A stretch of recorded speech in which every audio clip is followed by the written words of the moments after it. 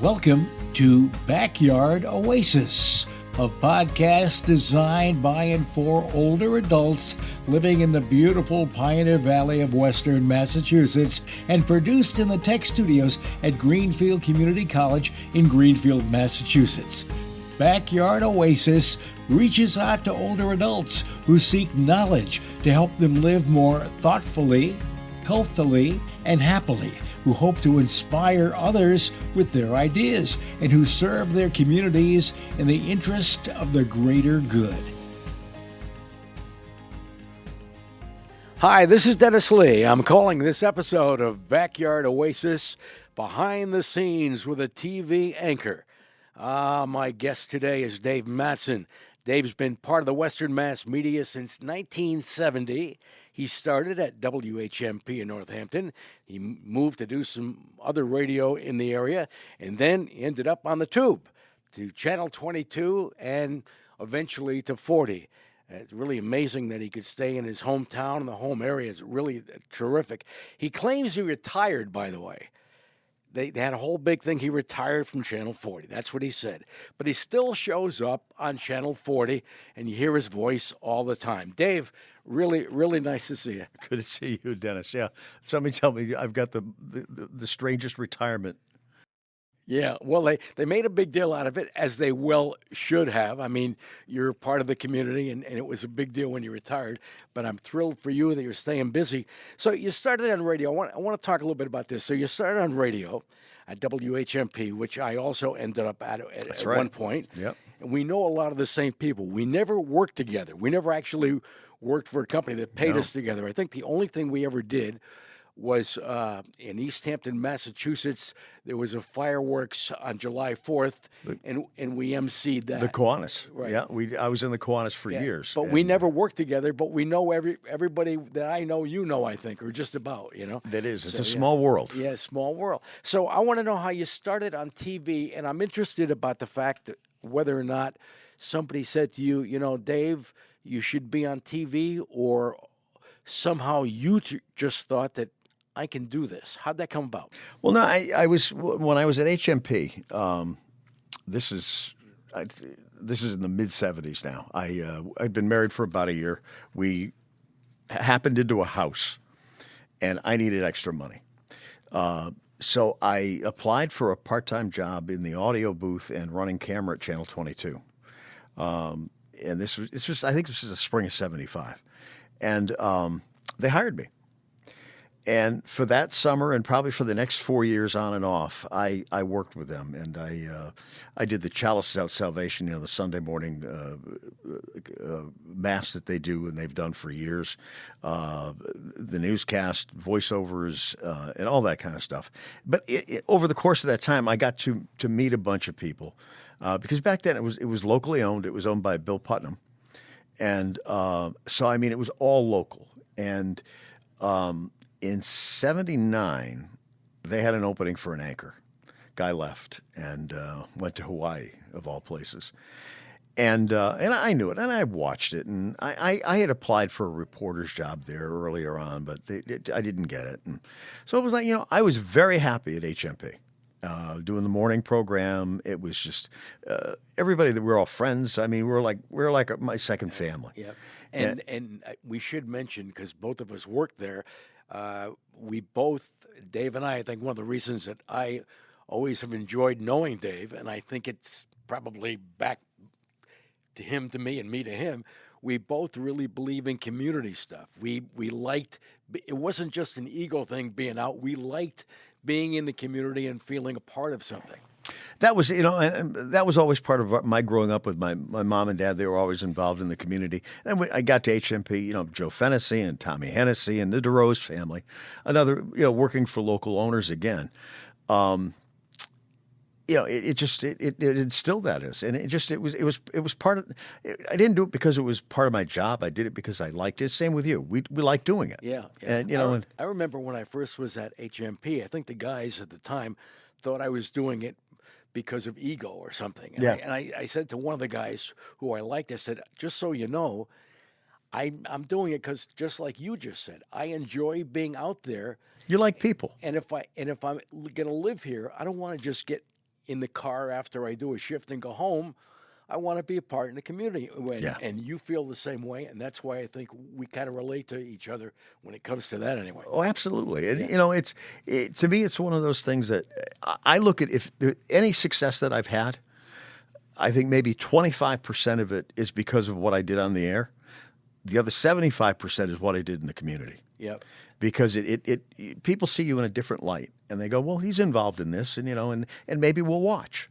But that wasn't the reason why I did it. And so anyhow, I was working with this guy, Tommy LaMarche. Tommy was going to BU, and he would come in and direct on the weekends. And by 1979, Tommy was the station manager. So out of the blue, in August of 79, I got a phone call from him. He says, we got an anchor opening here. And I said, yeah. He said, Bill Pepin and I think you can do this. He says, so come down and audition. So I went down and I auditioned the next day. And I used to wear contact lenses, but I working mornings, it's like I couldn't put them in. So I was wearing glasses. But then I realized, well, I got to start wearing contact lenses again. So I went down, I got some contact lenses, and I auditioned with John Quill. And I got to tell you something. I was nervous, but I was comfortable. And I'd watched John, and it just so happened that Hurricane David was turning in the Gulf of Mexico. So it gave me something to kind of play off of. And so I did the audition. I thought it went well. They didn't say anything to me. And the next day I get a call from Tommy LaMarche. He said, hey, let's meet for dinner. So I said to my wife, Linda, I said, well, either he's going to offer me the job, or because we're friends, he's going to let me down easy. Right. Well, he offered me the job. And I was thinking I was making $10,000 a year at HMP. Barely scraping by. Gotcha, yeah. They offered me $16,000. Right. And I thought, oh, my God, we got it made. Yeah. And so I took the job. One of the hardest things for me to do was to go to Joe and Charlie and Peter and tell them I was leaving. I started there when I was 19, and I got married while I was there. All my friends were there. My son was born while I was there. It was a huge part of my life. Right. But the nice part is after I took the job at 22, I was still doing some stuff for HMP. Right. Well, I think they probably were happy for you.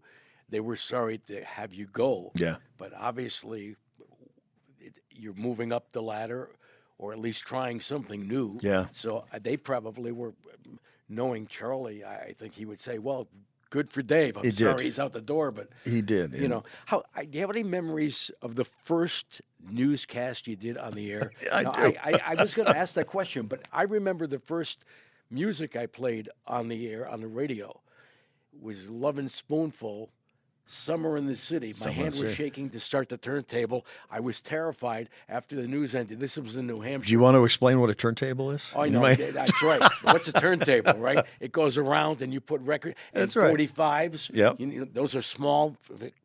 Do I have to explain? Alex, do you know what a 45 is? Well, Alex is smart. He's better than the rest of us.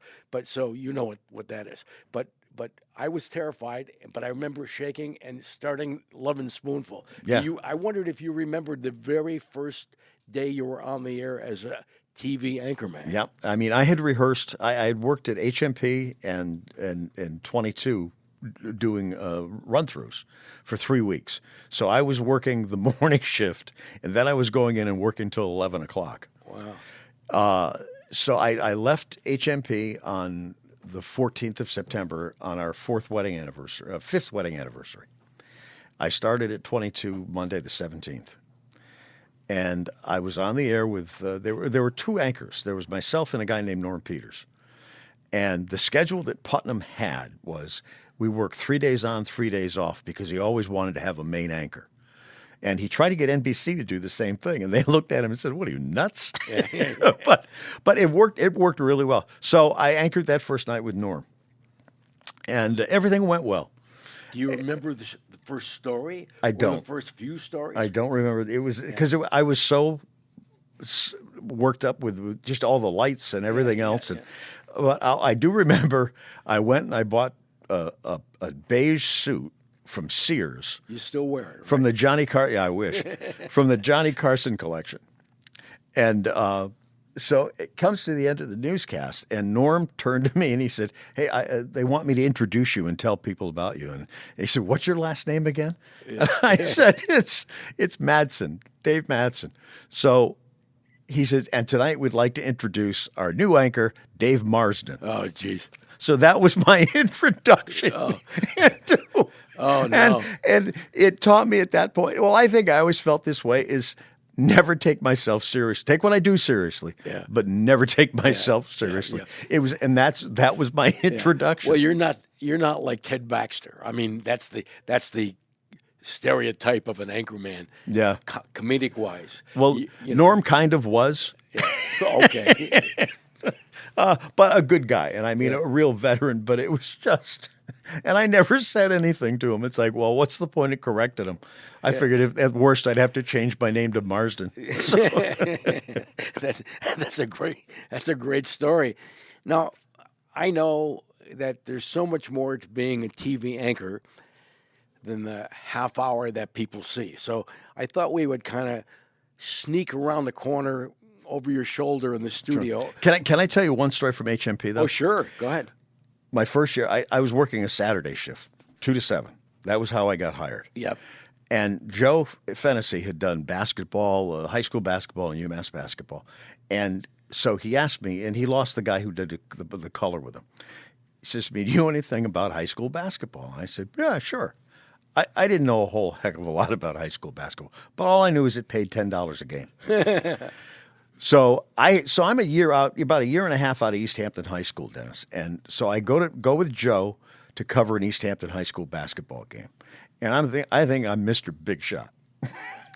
So I walk in, I got my little suitcase with the gear, and we walk in there, and I run into the assistant principal. Let's tell you the kind of mark I made on East Hampton High School. And I said, "Hi, Mr. Namowitz, how are you?" He says, "Bob, it's so good to see you." And it just blew up my bubble. I thought, Mr. Big Shot coming back to school with my little suitcase. Oh, well, but you survived. I survived. Yeah. I survived, yeah. Let's talk a little bit about what your normal day, now you're doing other stuff, doing some part-time things in your retirement. I put that in quotes.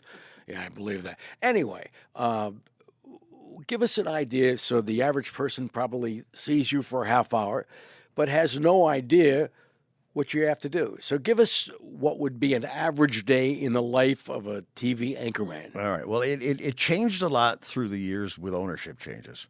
So this is when Meredith bought us, and they own Channel 3 in Springfield.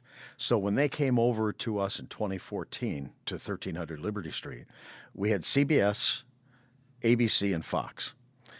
They were doing a 4 o'clock news, and they were doing a 6 o'clock. The original plan was to split it up and keep them separate. But then they decided to go under the title of Western Mass News. So we were broadcasting our 10 o'clock news on Fox, the morning news, and then the evening news. We were doing a 4 o'clock, and so I'd get in 1:30, 2 o'clock for what I was paid for an 8-hour shift. Right, but. I was a stickler for going over scripts and writing a lot of my own stuff. I never wanted to go on the air. My biggest fear was to go on the air and read cold.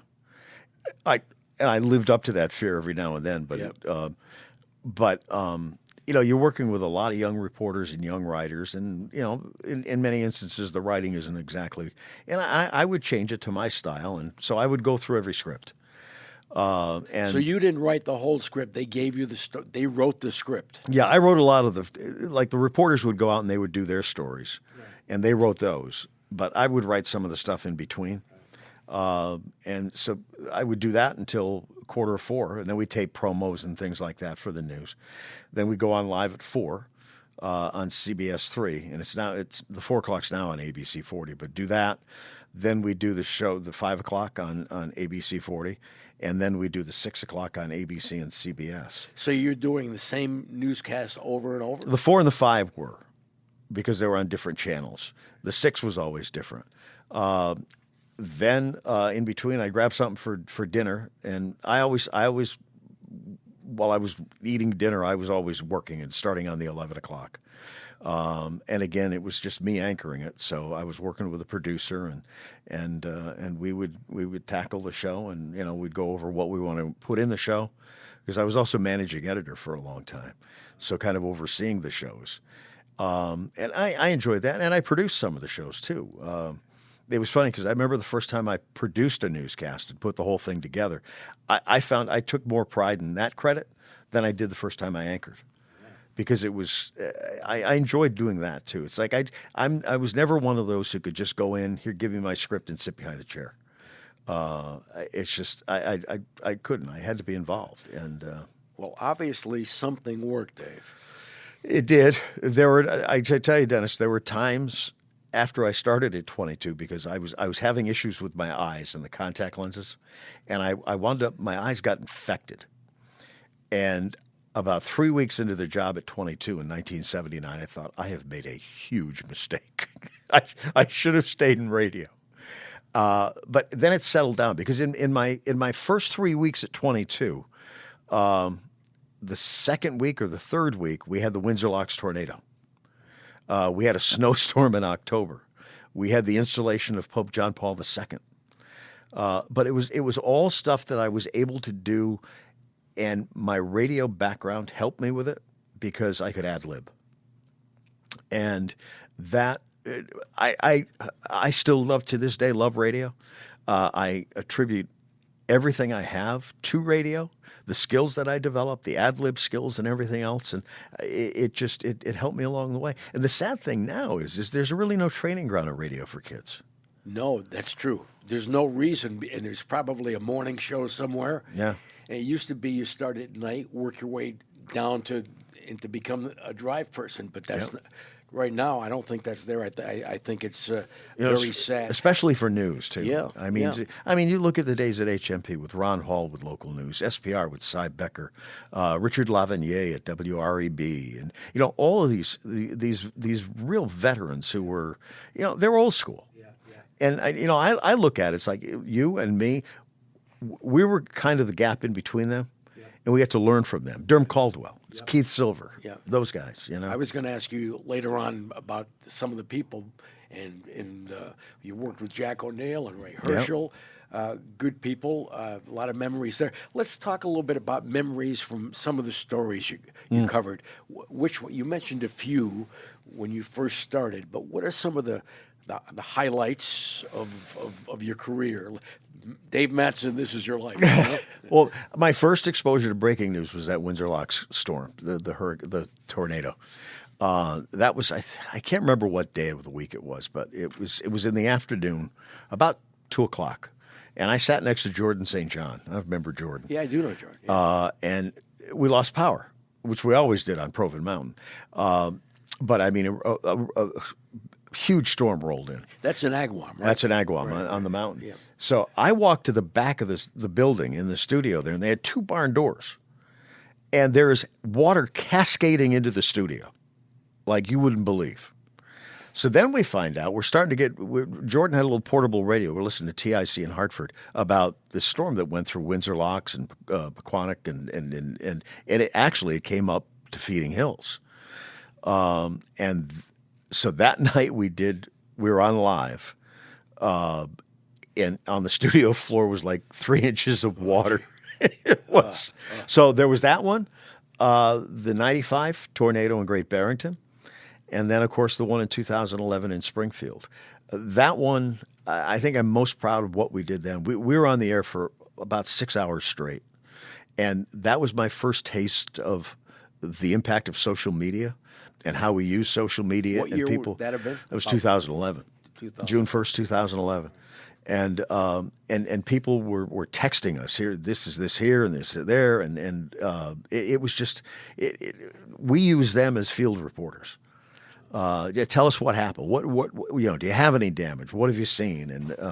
And your ability to ad lib and do that is vital in that situation, and to make people comfortable enough so they can tell you what they saw and do it easily. And to keep a sense of calm, too, because there were so many rumblings of, they saw the tornado here and they saw a tornado there, and people were afraid. And that always bothered me afterwards too. That it's part of our job is not to alarm, and that there were all of a sudden there's all these tornado watches and everything else. And I remember growing up, we never had those here, ever. Right. It's like all of a sudden, but obviously things were changing. But the 1985, the shooting deaths of Alan Beauregard, Michael Scavina in Springfield. Police, right? Police. John DiNapoli in Holyoke in 1999. Right. Those had a real impact. The Worcester firefighters. The first time I ever broke down on the air, Dennis, was I was doing the funeral for the Worcester firefighters who died in that warehouse building. It was it was early in December, and so we're doing the funeral, and I'm doing a narration along the way, and all of a sudden it hit me how those firefighters left their houses that Friday, said goodbye to their kids, said goodbye to their spouses, went to work, I'll see you tonight. And they never came home. And it just all of a sudden hit me. And it's like I could feel myself starting to go. And I just let it go. And a lot of people wouldn't do that. And I remember people saying to me afterwards, it's like, you know what, you showed you're human. Yeah. It's like, well, how can you do that and not have it affect you? But I mean, it was stories like that, and and I got to do different things. When I was at 22, we did a week of news in Hawaii. To this day, I still don't know why we did. But, I saw the last shuttle launch. Was at 9/11 for the 10th anniversary. To be able to do things like that, a Democratic National Convention I went to, just things I never would have been able to do in normal life. Yeah. Well, you have a lot of memories, and that's. I read something. Ask me what I did yesterday. I won't be able to tell you. I understand. I understand completely. You're really incredibly lucky, but you earned it by being in your home area. A lot of us in the business. I was from Connecticut, but I had to travel a lot of different places. I ended up in Springfield. I ended up in Northampton. But you're in your home area, which I think is just wonderful. To be able to say you did that. Yeah. I have lucky. Ray and I talk about this a lot. Ray Herschel. Because it was the same thing with Ray. Ray was born and raised in Chicopee. And early on, I mean, Ray probably more than me could have gotten a job in a bigger market if he wanted to. But we both decided that once we got married, and our stories about meeting our wives and everything else are pretty much the same thing. Ray met Maureen through Maureen's sister at the TV station. And within 5 or 6 months, or 6 to 9 months, we were married. Yeah. I was there in the building at HYN in 40. I was there. Yeah. I remember that courtship. I know who you're talking about. Yeah. I mean, it's funny you should mention it. But our career paths were very similar. Yeah. And we used to say, it's like, you know what? It became more than just us. That there's so many people who put their job before their family. And in many instances, in having to be there at different times, yes, we had to do that. But as a whole, decided that, we're not going to drag our kids all over the place, that we're comfortable, we're in our homes. I think a lot of it is being with people who I grew up with and went to school with, it kept me grounded. It's like if I thought I was starting to be Mr. TV, I'd get a good kick in the ass, and that would be the end of that. And I think it helped me. I really do. Yeah. One of the areas I want to mention, which I've always been fascinated about, and I'm guessing you would think the same thing, the media, whether it's radio or TV. The fact is, and I have like a few examples here, people don't know you, most people. Okay, you had people that you went to school with, friends, but they watch you. You don't know who's watching you on a Tuesday night or a Sunday morning or whenever it was. Same thing when I was on the radio. You just did your job. You weren't thinking about the numbers of people. You were trying to please your boss and just go in and get through the day and have it work right. But you really have an effect on people, and you were kind enough to ask me to be on your podcast. Okay, so I want to tell you, I want to relate it to you rather than say I'm just talking about me. I've had 2 people since that podcast. I got a call one day, came home about 5:30 at night. The phone rang. This guy says, "Hi, this is so-and-so. we worked together at WSPR. Hadn't talked to him since 1978. He was living in Connecticut. I lost track of him. We were friends. He watched your podcast with me. He contacted me. We now are back in contact, and it's wonderful. And that would never have happened if I didn't do your podcast. And secondly, another one, just last week, a week before, email. Guy said, "Did you work in New Hampshire? And did you do that? Are you Dennis Lee?" And I said, "Yeah." I wrote him back.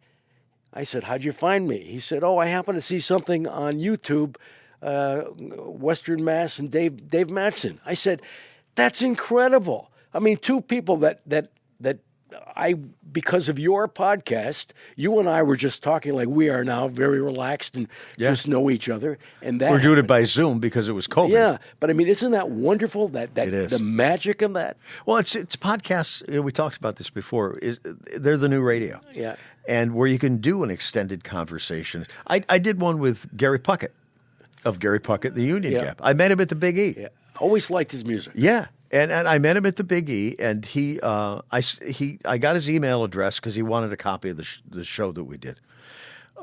So we kept in contact, which is it's like I'm thinking, yeah, I'm friends with Gary Puckett, and so I had him do the podcast.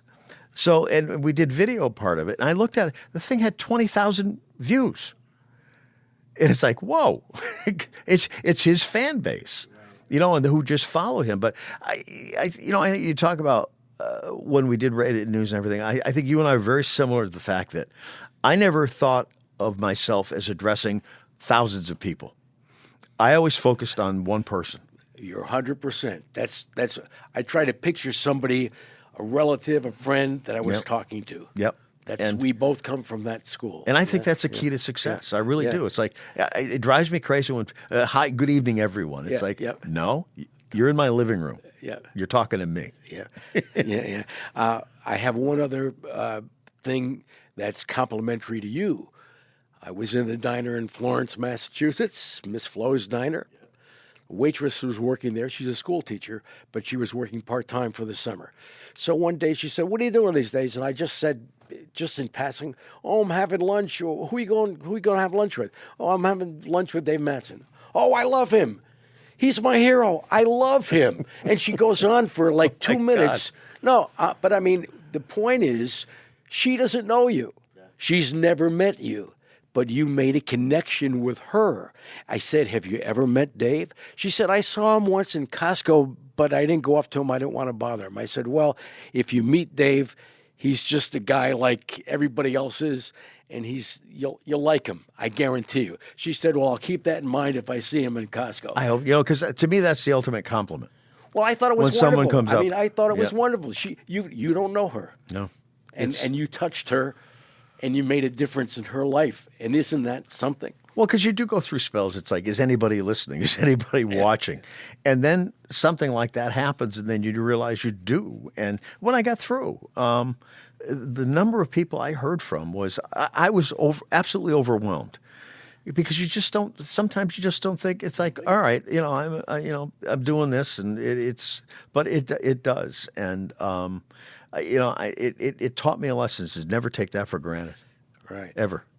Well, so in other words, you were at 22 for how many years? From 79 to 91, so about a little under 12. And then at 40? Well, I went to Friendly's restaurants. And notice it's been downhill for Friendly's ever since. Because you left. I'm sure that's the reason. Yeah. Well, I left 22 in June 1991 to take a job because my kids were young enough and I was never home. And I thought, well, I'll try this. And Dennis, I got there and they really had nothing for me to do. And it got to the point where every day about 2:00 they would bring ice cream out that hadn't been hard packed. So my game of the day was, ooh, what flavor today? And so my cholesterol went up when But are you telling me that Dave Madsen really was a food tester? Is that what we're getting to? Pretty much. Yeah. That's what it came down to. The scoop here, folks, with the ice cream. Scoop here. Dave Madsen was a food tester. I was a food tester. Yeah, But yeah. what I found, it was a good lesson for me because I had walked away from the only thing I was ever really comfortable doing. It was the only thing I ever wanted to do. I mean, because I remember growing up, I listened to HYN, Bud Stone, Phil D, all those guys. And I knew I wanted to be in broadcasting and radio in particular. So from the time I was like eight years old, but there were really no outlets for us back then. It's like, and so when I finally got to UMass, I started doing stuff with MUA and WFCR. And I always tell this story, and I told this to this guy directly. His name is Art Cohen. And Art was the news director at FCR at the time. This is in early 1970. And so I was volunteering. And I did a few things there. And about 2 weeks in, he says to me, I really think you should find another line of work. I was devastated. So, but I dug my heels in and I stayed in. So about 5 or 6 years ago, Jacob Wyckoff, who did weather for us, was doing some freelance stuff down at Channel 4. He ran into Art Cohen. Art said, "Oh, yeah, I remember Dave." And I said to Jacob, the next time you see him, remind him that he told me I should find another line of work. And what's this guy doing? He's probably... He's at WBZ doing radio news. And RV is a very good newsman. And he wrote back to me and he said, "I am so sorry." He said, "I was in a bad way." And I said, "Well, I ignored you, so it worked out okay." That's a great story. Isn't it? But that is a great story. Let's talk about what you're doing now. Now, I was kidding you a little bit because you are officially retired. You're not an anchorman anymore, but you're doing stuff. Yeah, when I got through, we were always going to do something, and so initially it was going to be a podcast, and we did that for about a year. I started it. It was supposed to start in October of 2019, but I was going away, and then we had a family tragedy in November, and so we put things off until the beginning of 2020. We started doing this right around the time COVID started. So I was doing we were doing it from our MGM studio. So I did that, and I was doing radio newscasts for 3 stations every day, and I recorded at home and send it into them. I still do that. But about a year into it, they decided, you know what, let's shift this to doing a Sunday morning program. This is going on. We're going on 4 years now. This week, I think we're taping our 183rd show, where we talk with politicians, newsmakers. I like it because it keeps me involved. I go in one day a week for a couple hours. I do a lot of research. I've had Senators Warren and Markey, Governor Healy, all our congressmen, local senators and reps, and just people who are doing different things. And I like it. It's the perfect thing for me right now. I couldn't do the Monday through Friday stuff again. It's just there's a stamina thing, I think, more than anything else. Yeah. Well, I'm glad you decided to join us today. Come up to Greenfield because you drove up from East Hampton, which is not a long drive, but it's a drive, so I appreciate that. It's always great to see you. We ran into each other a couple of weeks ago because your granddaughter is playing basketball for East Hampton. That's the other part of what we're doing now. So. Yeah, I don't know which is more important, probably the basketball, right? Yes. Dad, I'm making up for things. Yeah, my son played basketball for Hampshire Regional for years, and they won Western Mass Championship. And he's coaching now, right? He's coaching Suburban, and I think hopefully he wants to coach high school too. We're fun with the other parents, and it's like they welcome us. And it's different too because part of our life now is a big part of our life is helping our son with he lost his wife, and helping with our grandkids. So we're there every morning, and it's out of all I've done, Dennis, it's the best job ever. Terrific. I have one final question. Do you miss having to put makeup on every day and worry how your hair looks? I don't miss it because I put it on every day. Well, wait a minute. He does have makeup on. I can see that. Folks, it's pancake number 2. No, right? it's Bondo because I have to fill in the cracks. Yeah, look it up. Oh, Dave Madsen, really thank you for joining us for the podcast. Thanks for having me on. But it's just nice to know you. And whenever I run into you, I enjoy. And we just talk at the basketball game. I think your wife must have been calling your name from the bleachers because we talked for 20 minutes. You get us old radio people together, and that's it. Oh my goodness! So glad you made the journey, Dave. Thank you for having joining me us. on. Thanks for being with us on Backyard Oasis. This concludes today's podcast.